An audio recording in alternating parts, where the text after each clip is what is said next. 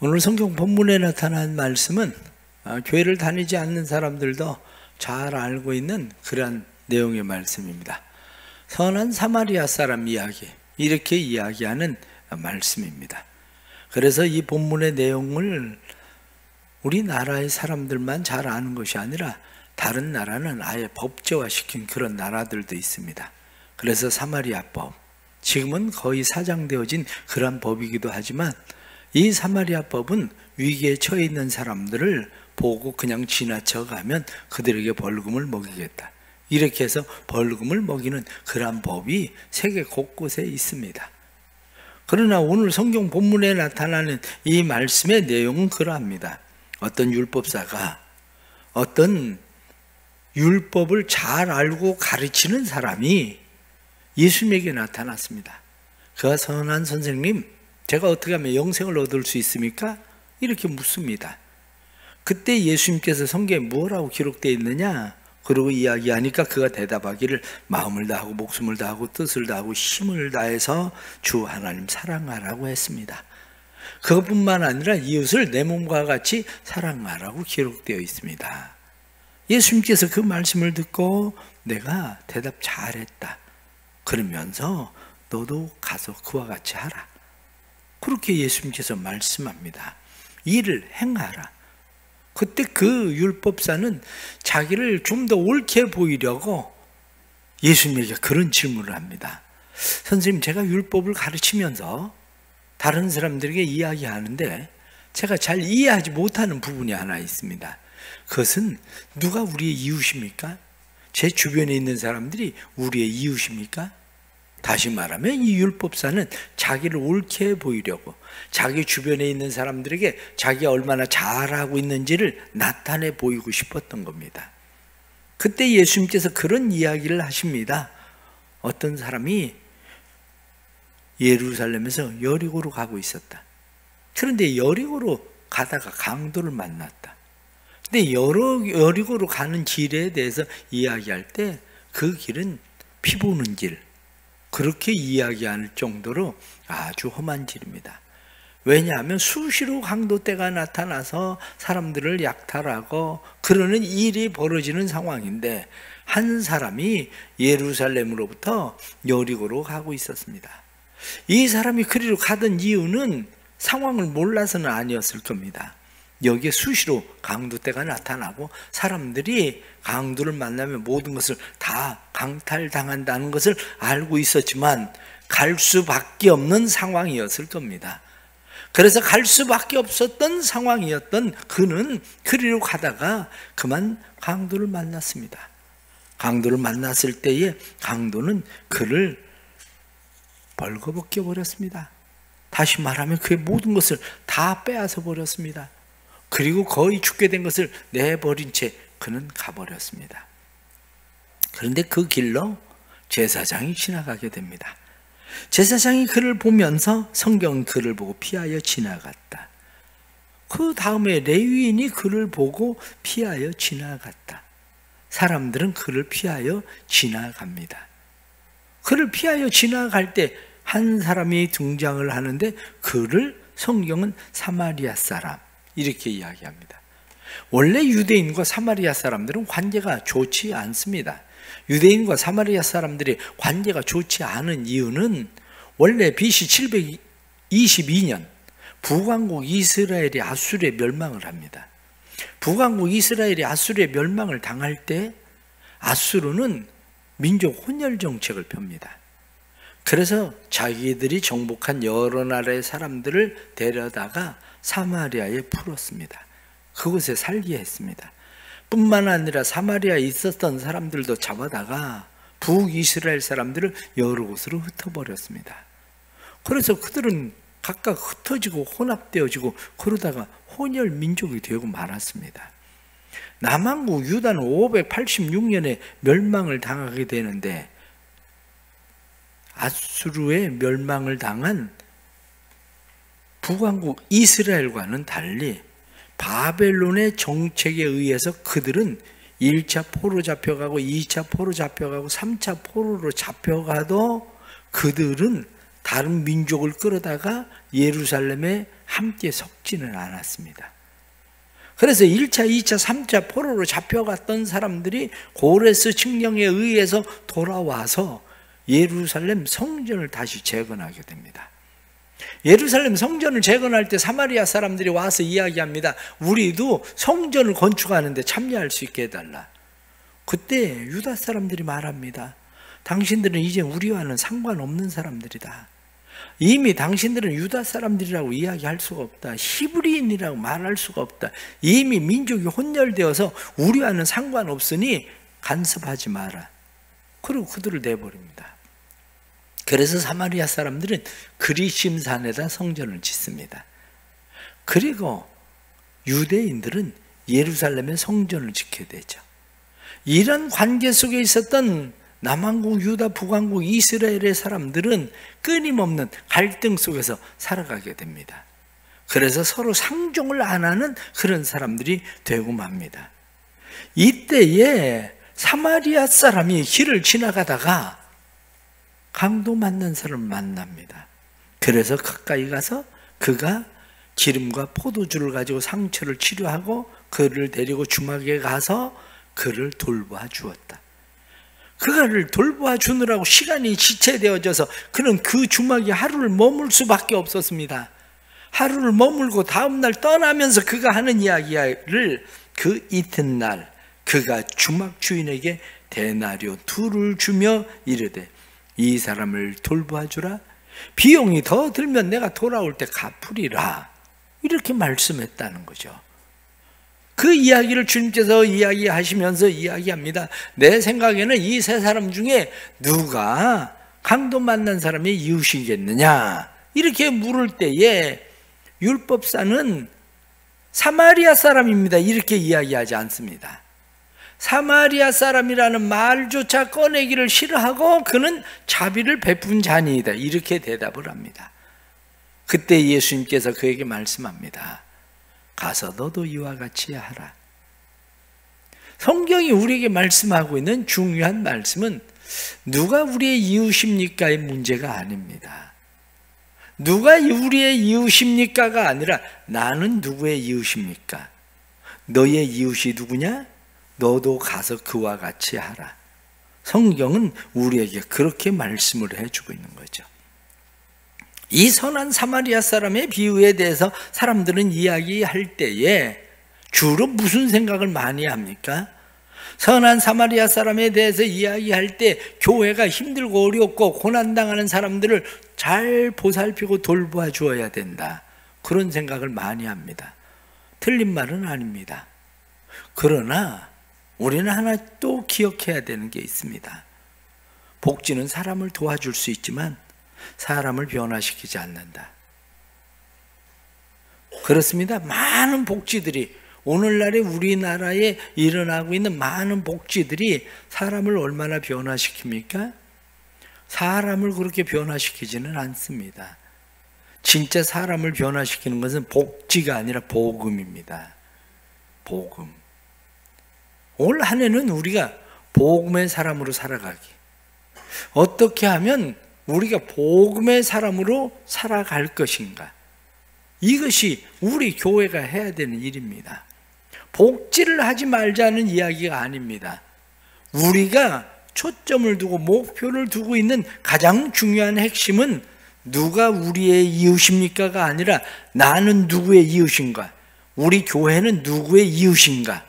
바로 그것이 우리가 바른 복음을 전할 수 있는 방법입니다. 그 일을 위해서 가장 첫 번째 우리의 마음 가운데 기억해야 되는 것은 하나님 앞에 예배자로 사는 일입니다. 예배자로 산다는 것이 무엇인지를 우리는 한번 생각을 해 보십시오. 예배자로 산다고 이야기할 때 예배자로 살아가는 것은 우리가 살아가면서 어떤 종교적인 그러한 감상주의에 빠지는 것이 예배자가 되는 게 아닙니다. 예배자로 살아간다고 이야기할 때에 예배는 무엇인가? 도대체 예배는 왜 드리는 것인가를 먼저 생각해 보십시오. 예배는 무엇인가? 예배는 왜 드리는가? 우리가 그렇게 이야기하면 예배는 내 삶의 변화를 강요하시는 하나님을 느끼는 게 예배입니다. 우리가 하나님의 영광을 돌리는 것도 예배지만 내 삶의 변화를 강요하시는 하나님, 너도 가서 그와 같이 하라. 우리 안에 끊임없이 너도 가서 그와 같이 하라 하고 말씀하시는, 변화를 강요하시는 그 하나님의 음성을 듣는 것, 이게 바로 우리의 삶의 바른 예배라는 사실입니다. 그러나 우리는 변화를 강요하는 하나님을 만나지 못하고 우리의 삶 가운데에 우리는 교회 문 밖을 나서는 순간 모든 것을 잃어버린 사람들이 되는 경우가 많습니다. 윌리엄 제임스라고 하는 심리학자의 글에 그런 이야기가 나옵니다. 러시아의 상류사회의 어떤 귀 부인이 한 번은 극장에 가게 됩니다. 극장에 유명한 오페라를 하게 되어서 그 오페라 구경을 갔는데, 오페라의 그 연극에 나오는 주인공의 삶이 얼마나 비극적인지, 얼마나 비참한 삶의 죽음을 죽게 되는지 그 오페라를 보면서 귀 부인은 한없이 울었습니다. 그러나 그 시간에 마부는 밖에 추위에 오들오들 떨고 있었습니다. 현재 그리스도인에 대해서 그렇게 이야기합니다. 현재 그리스도인이 진정 무엇을 위해 울고 있는지를 모른다.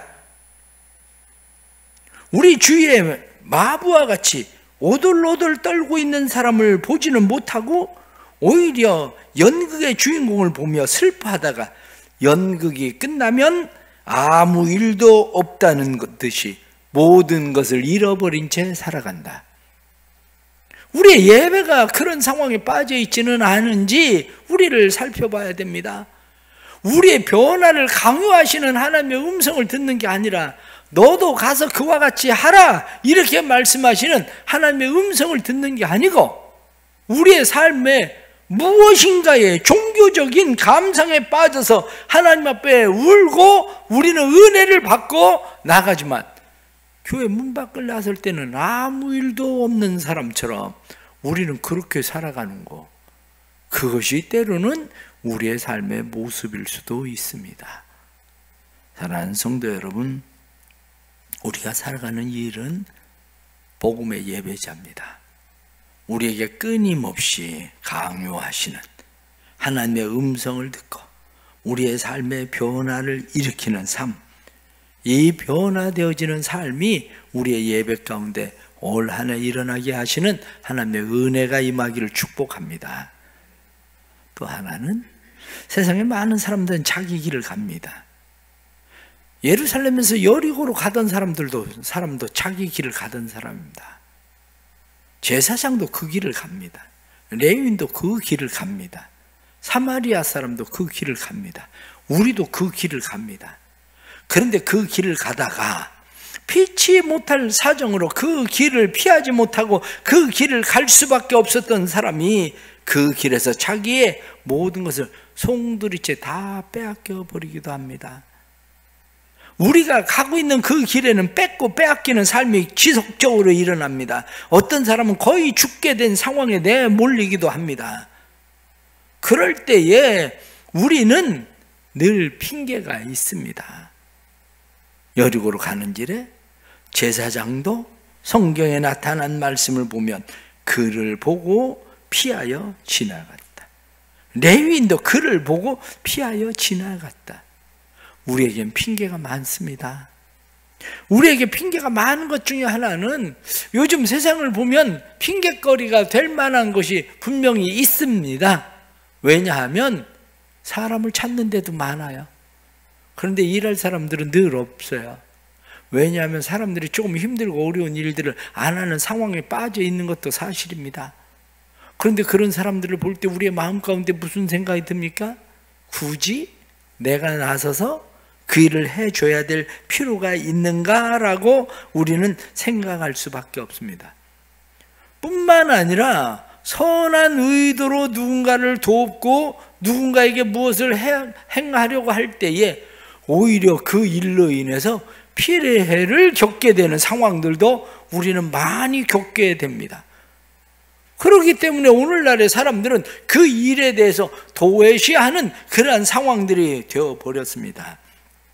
그러나 스스로 합리화시키며 그것을 벗어나는 것, 그것을 우리는 생각해 보면 그냥 종교인으로 살아가는 삶. 율법자는 무엇라고 이야기합니까? 자비를 행한 자니이다. 사마리아 사람이라는 이름조차 꺼내기를 싫어했다는 거죠. 제사장과 레위는 보고 피하여 지나갔습니다. 제사장은 스스로 생각할 수도 있습니다. 아, 나는 제사를 드리러 가는데 내 손에 피를 묻혀서는 안 되지. 내 손에 피를 묻히면 제사를 드릴 수가 없어. 그리고 합리화시킬 수도 있습니다. 레위는 생각할 수 있습니다. 레위는 지금 이 상황에 왜 내가 그 일을 해야 되지? 거의 죽어가고 있는데 저 사람을 내가 데려간다 한들 살아날 가능성도 별로 없는데 정책의 문제야. 정책을 바꿔야지. 정책이 바뀌지 않으면 이런 일을 반복적으로 계속되는 일이니 내가 간섭할 일은 아니야. 이렇게 생각할 수도 있습니다. 그렇습니다. 우리의 삶이 때로는 종교인으로서의 삶을 살아가고 있는지도 모릅니다. 그러나 종교인으로서 살아가고 있었던 우리의 삶 가운데 안 돼, 회생 불가능이야.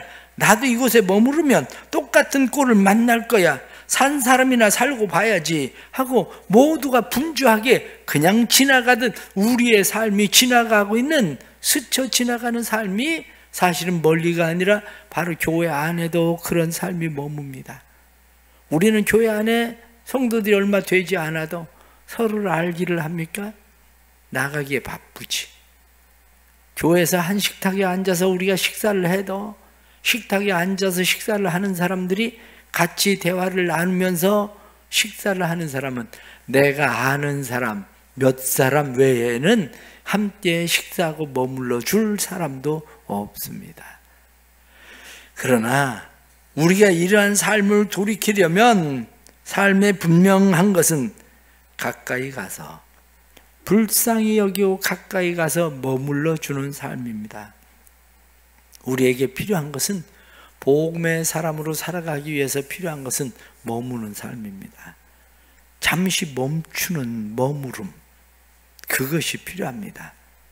누군가를 위해서 머무는 삶, 이 머무름, 이것이 우리의 삶에 있을 때에 우리의 삶에 변화가 일어나는 거죠. 우리는 가정에서 행복자로 살아가기, 사실은 가정에서도 강도 만난 사람들이 많습니다. 의외로 가정 안에서 강탈을 당하듯이 모든 것을 다 빼앗겨 버린 것 같은 사람들도 의외로 많습니다. 그러나 오늘 본문의 말씀을 한번 생각해 보십시오. 35절에 나타난 말씀은 그 이튿날 그가 주막 주인에게 데나리온 2를 주며 이르되 이 사람을 돌봐주라. 비용이 더 들면 내가 돌아올 때 갚으리라. 이 말씀을 뭐라고 이야기하느냐? 이 말씀을 이야기할 때 한 가정에 부부가 관계가 서로 좋은 관계는 아닙니다. 누군가는 누군가에게 많이 시달리고 힘든 관계의 삶을 살기도 합니다. 그런데 그에게 묻습니다. 당신은 다시 태어나면 이 사람과 결혼할 것인가? 하고 물을 때에 그가 대답하기를 나는 다시 태어나도 이 사람과 결혼할 겁니다. 이렇게 이야기할 수 있는 거야말로 선한 사마리아 사람의 삶이라는 거야. 왜냐? 그 사람은 데나리온 2를 주고 그냥 떠나간 것이 아니라 내가 다시 돌아올 때에 비용이 더 든 것은 갚으리라. 그건 내가 다시 태어나도 그래도 내가 돌아와서 이 사람을 돌봐야 될 것 같다. 이게 복음이라는 거예요. 그게 우리의 삶 가운데에서 하나님께서 우리에게 원하시는 것이 무엇인지를 우리는 다시 생각합니다. 우리의 삶 가운데 하나님이 원하시는 것은 가서 너도 그와 같이 하라. 바로 그겁니다. 우리가 예배자로서 하나님께서 끊임없이 우리에게 강요하시고 권고하시는 하나님의 말씀을 받아들이고 우리의 삶을 변화시키는 것. 우리의 가정에서 나는 당신의 아내로 태어나도 다시 살기를 원합니다. 당신의 남편으로 살기를 원합니다. 나는 아버지의 자녀가 되기를 원합니다. 내가 너의 부모가 되기를 원한다. 서로 그렇게 돌볼 수 있는 삶, 그것이 바로 행복자로서의 복음인 겁니다. 세상을 향해선 강도 만난 사람을 자기의 모든 것을 머무르며 헌신하며 살아가던 사마리아인처럼 우리의 삶에 하나님께서 원하시는 일들이 그러한 것이라는 것을 깨닫고 올 한 해 살아가면서 믿음의 삶이 우리 가운데 온전히 복음으로 살아가는 삶, 교회 안에서 뿐만 아니라 가정에서 사회 속에서 너도 가서 그와 같이 하라. 나는 누구의 이웃인가? 우리가 살피며 살아가는 은혜가 있기를 간절히 바랍니다. 기도하겠습니다. 하나님 아버지, 2023년에는 복음의 사람으로 살아가기를 우리는 목표를 세우고 살아가기를 원합니다. 하나님 도와주옵소서. 복음의 사람으로 살아갈 수 있도록 하나님 도와주시고 복음의 사람으로 하나님의 선하신 뜻을 이루어갈 수 있도록 도와주옵소서. 우리의 삶에 머무를 수 있는 힘을 주시기를 원합니다. 머무를 수 있는 힘, 멈춰 설 수 있는 힘을 주셔서 바쁘고 분주한 이 세상 속에서 교회가 멈추게 해주시고 그래서 교회가 돌봐야 될 사람들을 돌보게 해주시고 보살필 수 있는 교회 되게 하시고 복지가 아니라 복음을 줄 수 있는 교회가 될 수 있도록 도와주셔서 우리가 먼저 예배 가운데 변화가 일어나고 우리의 성도들의 가정이 올 한 해 행복한 가정들이 되게 하시고 행복자들이 세상에 나가서 가서 너도 그와 같이 하라 말씀하신 대로 그와 같이 하는 일들이 일어나도록 역사하여 주옵소서. 예수님의 이름 받들어 기도드리옵나이다.